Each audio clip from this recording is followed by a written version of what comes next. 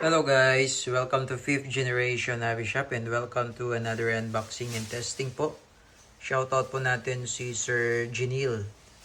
And so meron tayo ditong KG Works EP11 po na airgun pistol. Yan, it's a 1911 high cap model by KG Works. Chambered in 4.5mm steel ball. Bulitas po ang bala, 4.5mm. Ito po yung magnet. Ayan. Tapos ito naman po yung kanyang propellant. This is CO2 cartridge. Good for 60 shots, more or less disposable siya. Ayan. Again, this is the KP11 made in Taiwan. KG Works airgun pistol CO2 powered. 1911 high cap. Ayan, napakaganda. Limited stock lang po ito. At tritium sight na rin. Ayan, so kung mapapansin nyo, yung kanyang grip makapal. Kasi high cap siya. High cap mag. Pero 1911 yung kanyang slide. Ayan.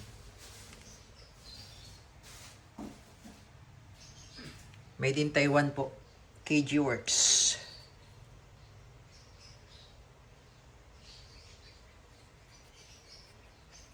Ayan, CO2 powered.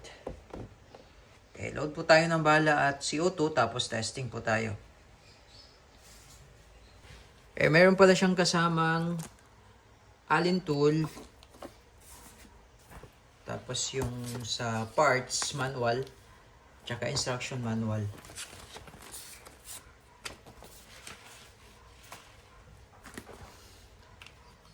Ito po yung kanyang magazine, high cap mag.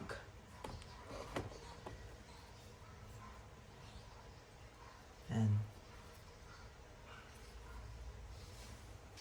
Okay, sa paglo-load po ng CO2, meron siyang pin lock dito sa mag base. Ayan. Susundutin nyo lang yan.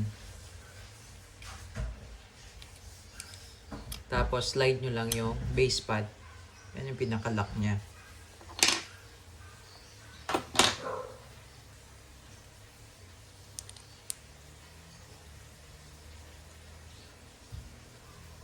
Alisin nyo lang yung pinaka-cap.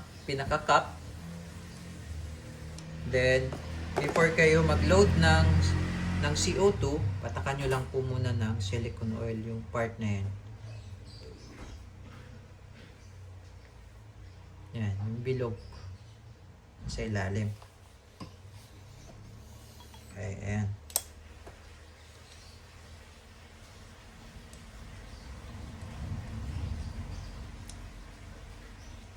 So, pag ibabalik nyo yung cap, gamit lang muna ang kamay para maglapat yung thread.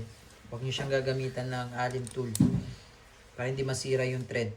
Yan. Tapos tamang higpit, kailangan mabilis ang ikot. Tamang higpit lang. Balik natin yung base pad. Tapos sa paglo-load naman ng bala, yan. Sagad nyo lang yung spring sa dulo.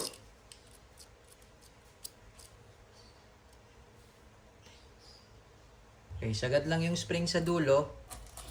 Tapos ihuhulog nyo lang siya dito. Salap lang siya dyan.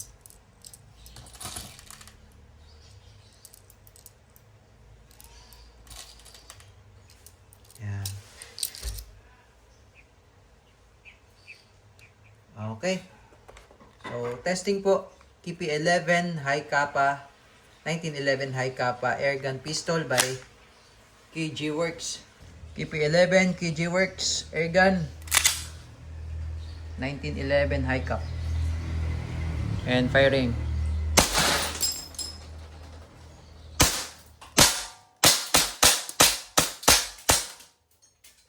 Okay, so pag wala ng bala, open slide, release mag, hammer down. All goods.